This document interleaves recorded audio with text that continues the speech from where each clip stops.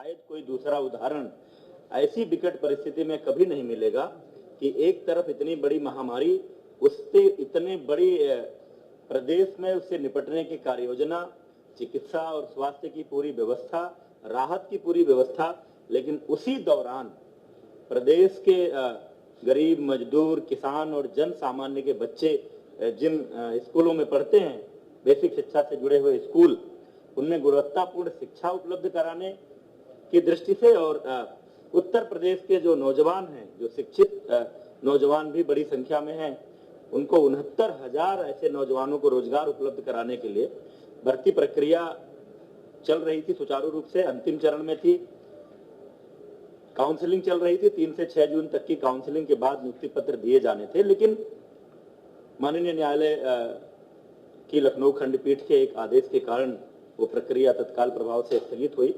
हम double bench में appeal में गए हैं, जैसा सुनवाई पूरी हो चुकी है, फैसला रिजर्व है, जैसा माननीय न्यायालय का आदेश होगा तदनुरूप कार्रवाई करेंगे। लेकिन इस बीच अनावश्यक राजनीति करते हुए प्रदेश के नौजवानों के संवरते हुए भविष्य से खिलवाड़ करते हुए इस पूरी भर्ती प्रक्रिया को बाधित करने की मंशा से भर्ती ना होने पाए, क्योंकि अपने आप में ऐतिहासिक घटना है, ऐसी परिस्थिति में भर्ती करना, ऐसा करने से योगी सरकार की संपूर्ण देश में एक अलग तरह की छवि बनने वाली है, बन रही है, उसको बाधित करने के लिए राजनीतिक मंशा से कई सारी बातें कही गई हैं, कई सारे आरोप लगाए गए हैं, कई प्रश्न आए हैं पब्लिक डोमेन में, मीडिया के माध्यम से भी, अन्य माध्यमों से भी। इसलिए हमने ये उचित समझा कि ऐसे प्रश्नों का उत्तर आप सभी के सामने सामूहिक रूप से आना चाहिए। उन्हीं बिंदुओं को लेकर आपके बीच है एक तुरंत का ज्वलंत मामला इस सहायक शिक्षक भर्ती परीक्षा में प्रयागराज का एक विद्यालय जो उस भर्ती परीक्षा में केंद्र था, उस केंद्र उसके जो प्रबंधक और उससे जुड़े हुए एक गिरोह जो धोखाधड़ी के काम में लिप्त रहता है, उसको लेकर एक मामला आया था। मामला यह है कि राहुल नाम के शिकायतकर्ता ने मई 2020 में यह शिकायत दर्ज कराई कि फरवरी 20 में किसी ने उसको भर्ती करवाने के लिए, अब यहाँ यह बात उल्लेखनीय है कि परीक्षा हो चुकी थी 6 जनवरी 2019 को, परिणाम तैयार हो चुके थे, परिणाम घोषित भी हो चुका होता शायद इसके पहले, लेकिन माननीय न्यायालय द्वारा कट ऑफ के मामले पर स्थगन आदेश देने के कारण केवल परिणाम की घोषणा नहीं हुई थी। इस बीच इतने दिनों बाद जनवरी 19 के बाद मई 2020 में शिकायतकर्ता राहुल की शिकायत आई कि फरवरी 2020 में किसी ने उनको इस भर्ती करवाने के लिए इस भर्ती में पैसे लिए। तब तक परीक्षा संपन्न हो चुकी थी, परिणाम तैयार हो चुका था, मामला माननीय उच्च न्यायालय में लंबित होने के कारण केवल परिणाम की घोषणा नहीं हुई थी। इसलिए फरवरी 20 से मई 20 में किसी लेन देन के कारण परीक्षा के परिणाम पर प्रभाव नहीं पड़ने वाला था, परंतु फिर भी शिकायतकर्ता की शिकायत को गंभीरता से लेते हुए तत्काल प्रयागराज पुलिस ने कार्यवाही की और शिकायतकर्ता द्वारा दी गई सूचना के आधार पर डॉक्टर KL पटेल, जो किसी प्राथमिक स्वास्थ्य केंद्र में चिकित्सक है, संतोष कुमार बिंद जिसके लेखपाल होने की जानकारी आ रही है, तथा इनसे जुड़े हुए अन्य 11 लोगों को, कुछ को 6 जून को, कुछ को 8 जून को, कुल मिलाकर के 11 लोगों को गिरफ्तार किया गया। इनसे पूछताछ के आधार पर यह जानकारी मिली कि उक्त गिरोह चंद्रमा यादव प्रबंधक पंचम लाल आश्रम उच्चतर माध्यमिक विद्यालय परीक्षा देने वाले परीक्षार्थियों की गैर कानूनी ढंग से मदद करता है और उसके बदले धन वसूली करता है। उक्त जानकारी के आधार पर शासन में उक्त मामले की गहन जांच और दोषियों के खिलाफ कड़ी कार्रवाई, और चूंकि किसी एक भर्ती केंद्र परीक्षा केंद्र पर कई जिलों के अभ्यर्थी हो सकते हैं, इसलिए यह पूरा मामला STF को सौंप दिया गया है पूरी इस जांच के लिए कि क्या इस भर्ती परीक्षा केंद्र पर, इस सेंटर पर किसी तरह की कोई गड़बड़ी हुई है या उस गड़बड़ी का लाभ उठाकर कहीं किसी अभ्यर्थी को उसका लाभ तो नहीं मिला, उसके कारण परिणाम तो नहीं प्रभावित हुआ है, कोई मेरिट में तो नहीं आया। यदि जांच में यह प्रमाणित होता है कि कुछ अभ्यर्थियों ने गलत तरीके से अंक प्राप्त कर भर्ती परीक्षा उत्तीर्ण की है, तो उनको डिबार करेंगे और अब तक की जांच पड़ताल के आधार पर उक्त परीक्षा केंद्र को भविष्य में होने वाली किसी भी भर्ती परीक्षा के लिए दीवार करके उसके प्रबंधक और अन्य संबंधित जो स्टाफ इसमें शामिल पाया जाएगा उसके खिलाफ कार्रवाई की जाएगी। इसी भर्ती परीक्षा में कतिपय लोगों द्वारा किसी सामान्य वर्ग की अभ्यर्थी जिसका सरनेम तिवारी है, उनके ओबीसी कैटेगरी में चयन का भी आरोप लगाया गया है। इस संबंध में आप सब जानते हैं, ये पूरी प्रक्रिया आवेदन की ऑनलाइन है। अभ्यर्थी ऑनलाइन जाकर के जो प्रविष्टियां भरता है, उन्हीं प्रविष्टियों के आधार पर हम सारी लिस्ट तैयार करते हैं, कौन किस कैटेगरी में है, किसके क्या अंक हैं, और फाइनली जो भर्ती परीक्षा में अंक आए हैं उसको जोड़कर और उनके जिलों की वरीयता लेकर हमने मेरिट लिस्ट तैयार की है। अभी किसी का डॉक्यूमेंट वेरिफिकेशन नहीं किया गया था। काउंसलिंग होती ही इसीलिए है, जो 3 जून से 6 जून तक काउंसलिंग होनी थी, काउंसलिंग एग्जैक्टली डॉक्यूमेंट वेरिफिकेशन ही है।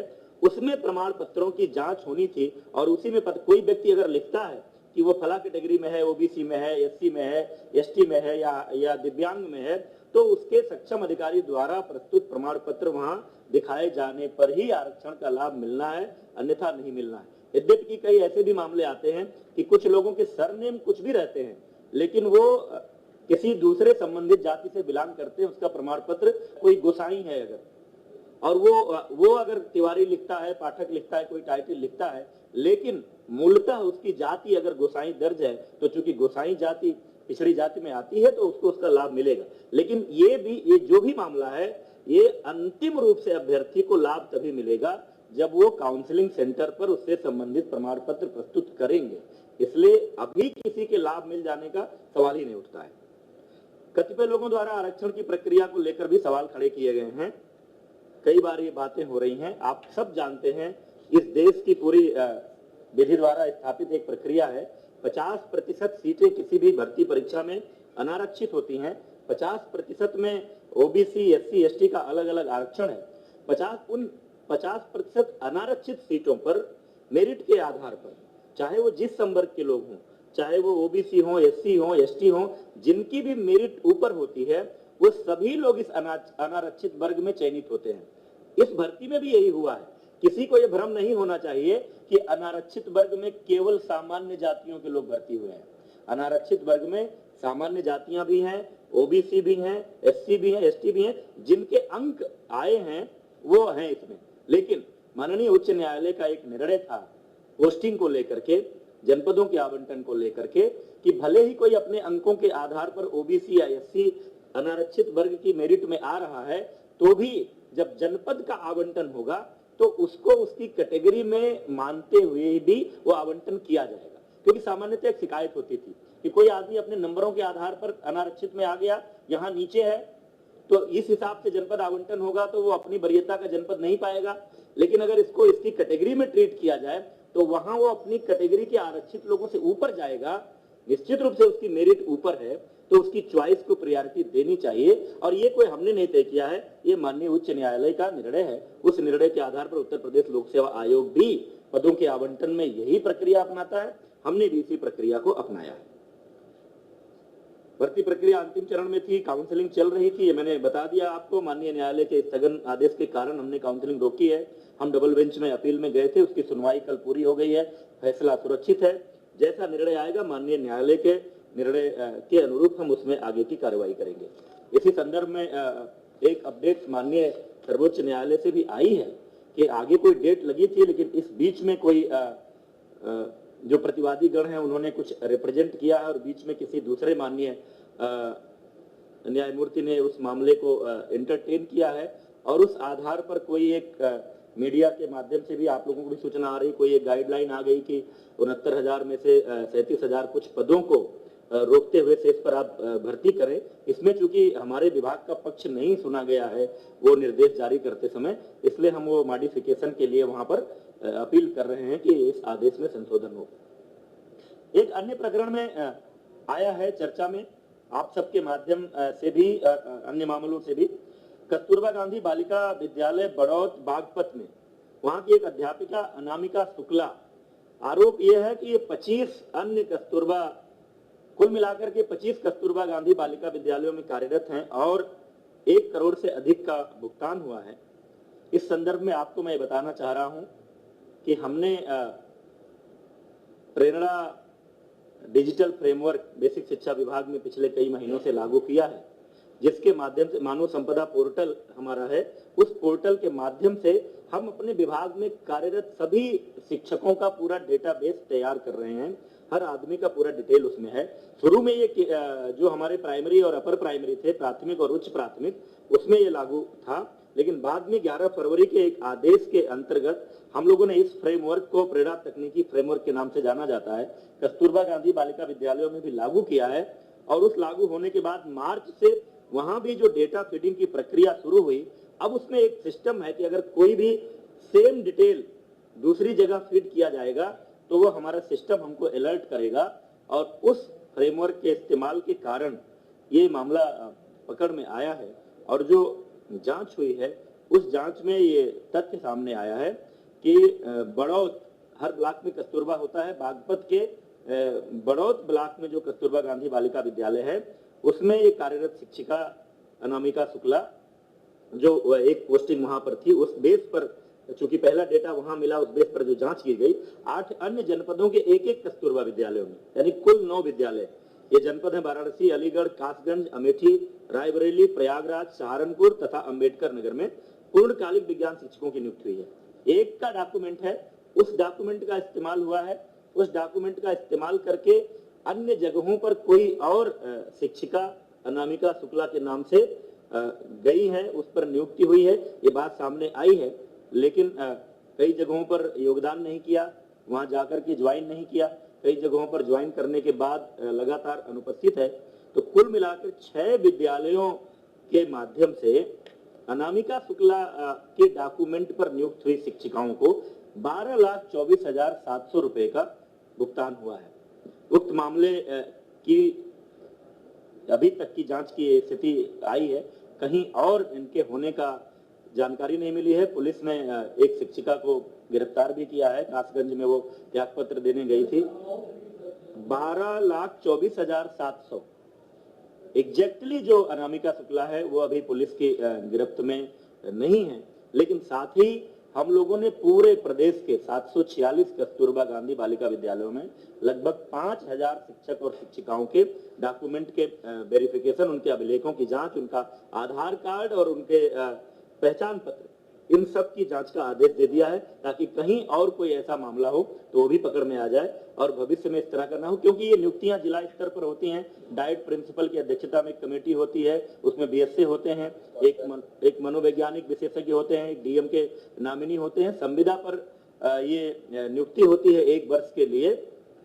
हर जिले में जिला स्तर से कोई केंद्रीय नियुक्ति की इसमें व्यवस्था नहीं है, लेकिन आगे से ये फुल प्रूफ व्यवस्था ये इसको करने जा रहे हैं ताकि इस तरह की कोई बात ना होने पाए। अंत में एक बात मैं जरूर कहना चाहता हूं, उत्तर प्रदेश की योगी सरकार भ्रष्टाचार के प्रति जीरो टॉलरेंस की नीति पर काम कर रही है। हमारे सामने, हमारी सरकार में कभी भी, जब भी योगी सरकार के सामने किसी भी क्षेत्र में, किसी भी मुद्दे पर कोई भ्रष्टाचार की शिकायत आई तो सरकार ने ऐसे किसी विषय को दबाने छिपाने की कोशिश नहीं की। तुरंत ही सक्षम अधिकारियों को ऐसे मामलों की जांच सौंपी जाती है और उस जांच के परिणाम के आधार पर दोषी व्यक्तियों के खिलाफ कार्रवाई की जाती है। पिछले सरकारों के समय में जो हमारे उच्च प्राथमिक जो विद्यालयों में नियुक्तियां हुई थी, योगी सरकार के आते ही माननीय मुख्यमंत्री जी के संज्ञान में यह विषय आया कि कुछ संख्या में फर्जी शिक्षकों की नियुक्तियां हुई हैं।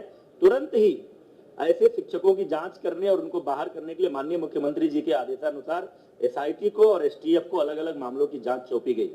और उसका परिणाम ये रहा कि एक बार 775 शिक्षकों की सेवा समाप्ति की गई। पूरी फुल प्रूफ जांच के बाद जो फर्जी पाए गए, 522 के विरुद्ध एफआईआर दर्ज कराई गई है। 23 अध्यापकों के विरुद्ध नियमानुसार कार्यवाही गतिमान है, क्योंकि एक स्थापित प्रक्रिया है। नोटिस देते हैं, उनको अपना पक्ष रखने का मौका देते हैं ताकि वो न्यायालय में भी जाएं अगर तो हमारी कार्यवाही पुष्ट हो। इसके साथ ही साथ एक 2004-05 में डॉक्टर भीमराव अंबेडकर विश्वविद्यालय आगरा से बीएड की कुछ फर्जी डिग्री का मामला आया था। उनमें से जिन लोगों पर संदेह था ऐसे 1356 अध्यापक चिन्हित हुए थे, उसमें से भी 926 की सेवा समाप्त की जा चुकी है। 406 के विरुद्ध कार्यवाही गतिमान है। इस प्रकार अब तक 1701 ऐसे फर्जी शिक्षकों की सेवा समाप्ति की जा चुकी है तथा 429 के विरुद्ध कार्यवाही गतिमान है। अन्य जहां भी कोई शिकायत आती है किसी फर्जी शिक्षक होने की, तुरंत वो मामला एसआईटी या एसटीएफ को सौंपा जाता है और जांच के आधार पर सावधानी बरतनी पड़ती है कि कोई जेन्युइन शिक्षक इस कार्रवाई का शिकार ना हो। जांच के आधार पर हम तुरंत बर्खास्त करते हैं। हमारे कार्यकाल में जितने लगभग 50,000 शिक्षकों की भर्ती जो इसके पहले विभिन्न भर्ती अभियानों में अभी तक हो चुकी है, उसमें से अभी तक किसी फर्जी शिक्षक की नियुक्ति का मामला नहीं सामने आया है। कोई ऐसी शिकायत आएगी तो उसकी भी जांच करेंगे और इसी तरह की कार्रवाई करेंगे। हमारी कार्रवाई को लेकर लोग कोर्ट में गए थे, लेकिन माननीय न्यायालय ने भी बर्खास्तगी की, फर्जी शिक्षकों की बर्खास्तगी की कार्रवाई को उचित ठहराया है और ये कहा है कि जो उत्तर प्रदेश सरकार ने कार्रवाई की है वो विधि के द्वारा स्थापित प्रक्रिया के अनुसार हुई है। यह ऐसी सरकार है जो भ्रष्टाचार मुक्त और पारदर्शी शासन के लिए जानी जाती है। सरकार शिकायतों को तुरंत संज्ञान में लेकर त्वरित जांच कराकर कार्रवाई करती है। फिर भी कुछ लोग ऐसे हैं जिनका खानदानी पेशा ही भ्रष्टाचार और घोटालों का रहा है, उनका पूरा इतिहास भ्रष्टाचार का, घोटालों का रहा है, तो वो उनकी कल्पना में नहीं है कि इतनी बड़ी कोई भर्ती या इतनी बड़ी संख्या में रोजगार देने का अभियान ये बिना भ्रष्टाचार के कैसे हो सकता है। क्योंकि स्वाभाविक है कि जिसका अपना जो ट्रैक रिकॉर्ड रहता है, जिसका अपना जो स्वभाव रहता है, आदमी उसी आधार पर सोचता है। इसलिए पूरी भर्ती, मैं एक आरोप लगाना चाहता हूं, पूरी भर्ती प्रक्रिया को डिरेल करने के लिए योगी सरकार को इस बात का श्रेय न मिले कि जिस तरह से कोरोना के कारण उत्पन्न हुई महामारी में पूरे प्रदेश की 23 करोड़ से ऊपर की जनसंख्या को एक एक व्यक्ति को भोजन मिले, राशन मिले, जीवन निर्वाह भत्ते के रूप में 1,000 रुपया जो पात्र व्यक्ति हैं उनको मिले, साथ ही 1,500 से अधिक ट्रेनों को लगा करके जिस तरह से लगभग 30 लाख प्रवासियों को प्रदेश में लाया गया, फिर उनकी स्किल मैपिंग हो रही है, उनको भी राशन और निर्वाह का भत्ता दिया जा रहा है और आगे उनको भी वापस जहां जहां अपने गांव में लौटे हैं उनको रोजगार देने की बात हो रही है।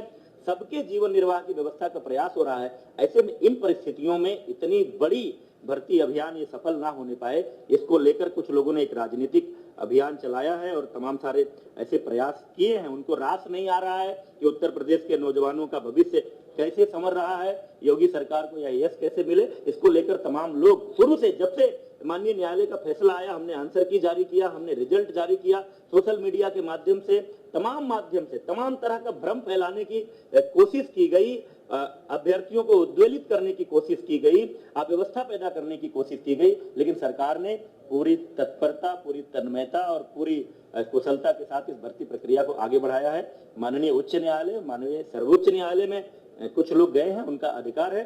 जैसा माननीय उच्च न्यायालय का और माननीय सर्वोच्च न्यायालय का आदेश आएगा उस अनुरूप हम इस कार्रवाई को पूरी करेंगे। योगी सरकार की मंशा ये है कि ये भर्ती प्रक्रिया यथाशीघ्र कुशलता पूर्वक पूरी हो, प्रदेश के 69,000 नौजवानों को रोजगार मिले और प्रदेश के 69,000 स्कूलों को, हमारे गांव गरीब मजदूर किसान के बच्चे जिन स्कूलों में पढ़ते हैं उसमें पढ़ने वाले बच्चों को गुणवत्तापूर्ण शिक्षा मिले।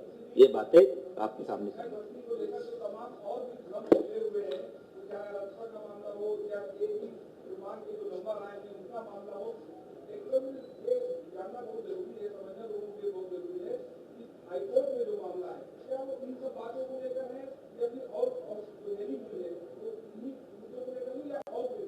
नहीं, माननीय उच्च न्यायालय लखनऊ के सामने जो मामला गया था, लखनऊ खंडपीठ के सामने, जिस पर काउंसलिंग स्टे हुआ, वो मामला कुछ प्रश्नों को लेकर गया था कि कुछ अभ्यर्थियों को ये था कि जिन प्रश्नों के उत्तर हमारा जो परीक्षा नियामक प्राधिकरण है उसकी जो विशेषज्ञ समिति ने जो उत्तर तय किए हैं, जिस आधार पर हमारा रिजल्ट बना है, उनको उस पर आपत्ति थी कि इसका उत्तर ये नहीं कुछ और है। उसको लेकर के जो सिंगल बेंच ने एक फैसला दिया था कि यूजीसी एक विशेषज्ञ समिति बनाए और वो समिति ये तय करे कि इन प्रश्नों के उत्तर क्या होंगे। तो चूंकि उस निर्णय के खिलाफ हम डबल बेंच पे हमने अपील की है, सुनवाई कल पूरी हो गई है, फैसला सुरक्षित है। डबल बेंच का जैसा निर्णय आएगा उसके बाद ही हम उस बात पर निर्णय ले पाएंगे। सुप्रीम कोर्ट में जो मामला गया था माननीय सर्वोच्च न्यायालय में, क्योंकि जब यहाँ न्यायालय ने, सरकार ने जो कट ऑफ तय किया था 97 नंबर अनारक्षित के लिए और 90 नंबर आरक्षित के लिए। और जो मांग चल रही थी जो 45% 40% की, तो माननीय उच्च न्यायालय हमारा स्टैंड का सपोर्ट किया था, हमारे कटाफ को माना था कि गुणवत्तापूर्ण शिक्षकों की नियुक्ति के लिए यह सही निर्णय है। तो जो सर्वोच्च न्यायालय में लोग गए हैं उस कटाफ वाले निर्णय के खिलाफ गए हैं, वो निर्णय माननीय सर्वोच्च न्यायालय से आना। एक एक करके हो जाए। हाँ,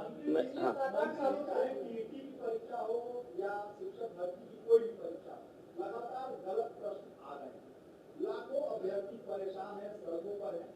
कौन है इसके लिए जिम्मेदार, और जो जिम्मेदार हैं उनके खिलाफ क्या कार्रवाई आप लोग अब तक किए और आगे क्या कार्रवाई करेंगे?